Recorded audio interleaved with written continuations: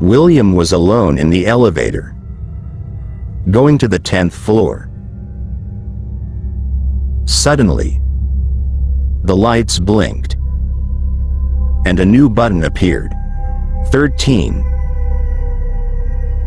He never saw it before.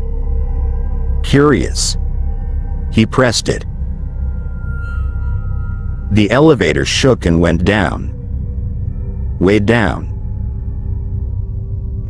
When the door opened, it was dark, cold, silent.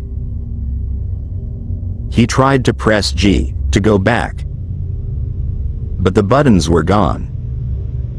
Except for one. It said, "Welcome."